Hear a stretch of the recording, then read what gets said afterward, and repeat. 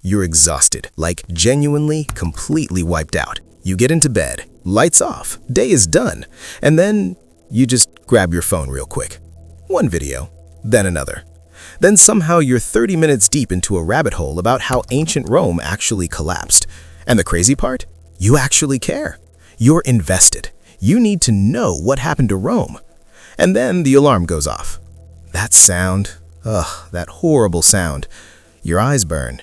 Your body feels like it got left behind somewhere, and your brain is doing that slow loading thing, like a web page with bad Wi-Fi. And of course, you make the same promise you make every single morning. Tonight, I'm going to bed early. You're not. We both know you're not. But here's the part that really gets to people. You have that one friend, you know exactly who I'm talking about, who says they sleep 5 hours and feel totally fine. Or that one influencer with the 5 a.m. routine, green juice, already at the gym, annoyingly, aggressively energized. And you're sitting there thinking, what is wrong with me? I slept 8 hours and I feel like I got hit by something. Here's what nobody tells you. And honestly, once you hear this, it's kind of impossible to unhear it. It's not about how many hours you sleep. It's about what actually happens inside those hours. Your brain doesn't just shut off when you close your eyes. It goes through cycles. Each one is roughly 90 minutes long, and inside each cycle it moves from light sleep down into deep sleep, and then into REM. That's the stage where you dream, where your brain processes emotions, where it literally rewires memories from the day. Each stage has a job. Deep sleep fixes your body, tissue repair, immune function, all of that. REM restores your mind, your mood, your creativity, your ability to make decisions without snapping at people.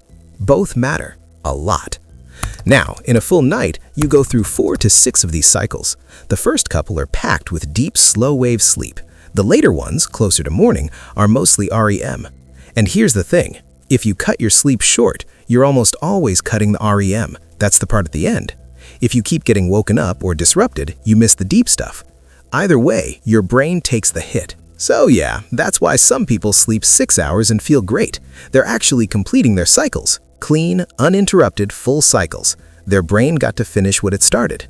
And that's also why you can sleep 9 hours and wake up feeling genuinely terrible, because your sleep isn't doing its job. So what's actually breaking your sleep without you realizing it?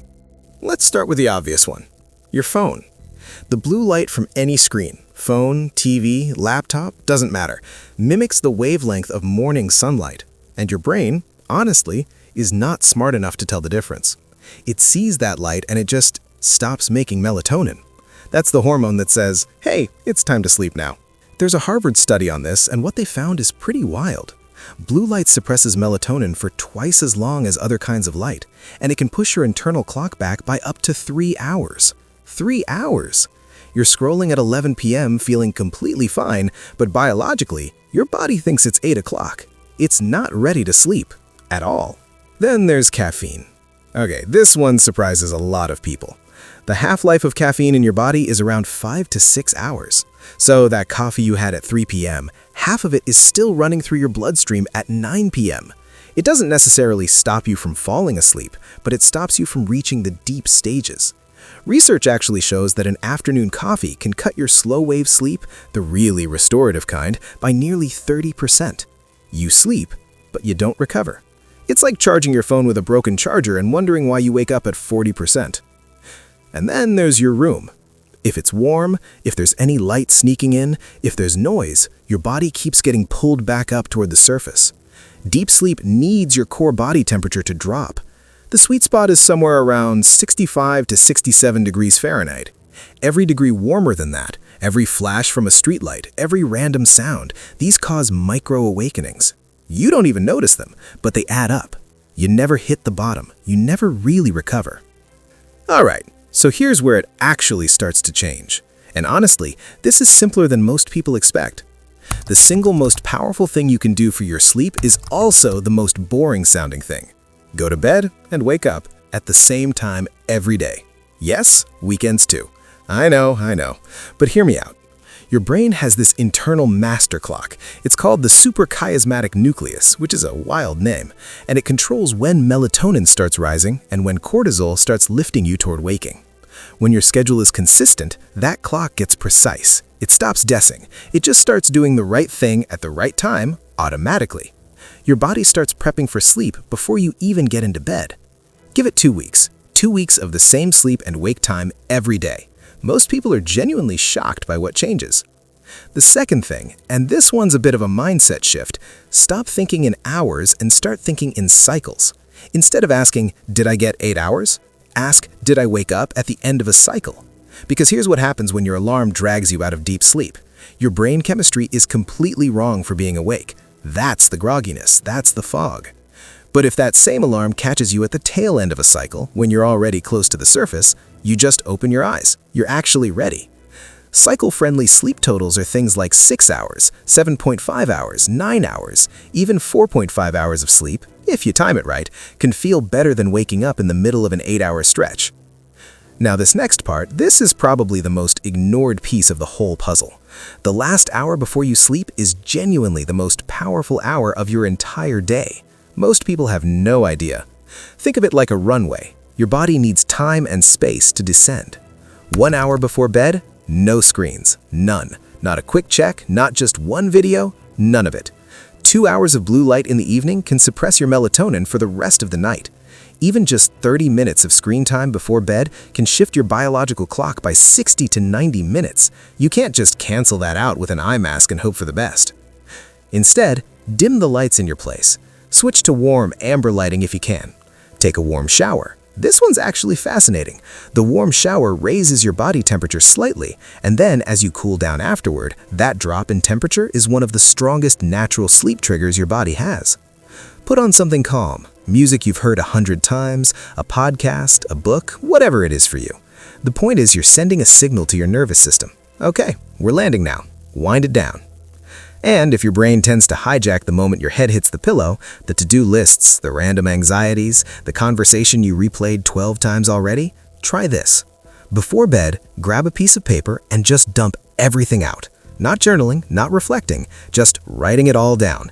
Every worry, every task, everything your brain keeps circling back to. Studies show this actually reduces the mental looping that keeps people awake.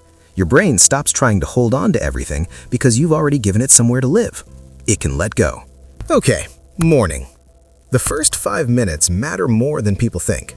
When the alarm goes off, don't hit snooze. And I don't mean this in a wake up and grind way. I mean it in a purely biological way.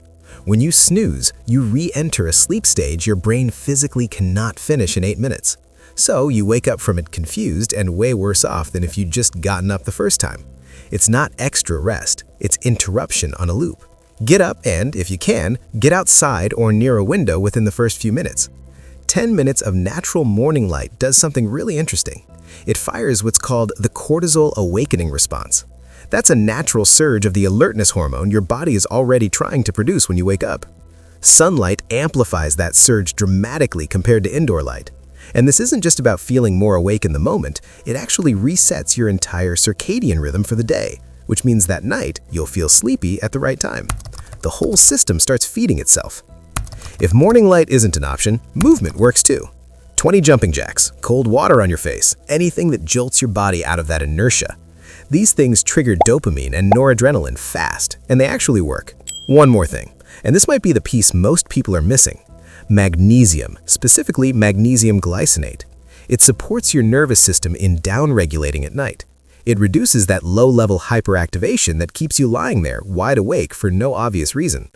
It doesn't knock you out like a sleeping pill, it just makes it easier for your brain to stop holding on.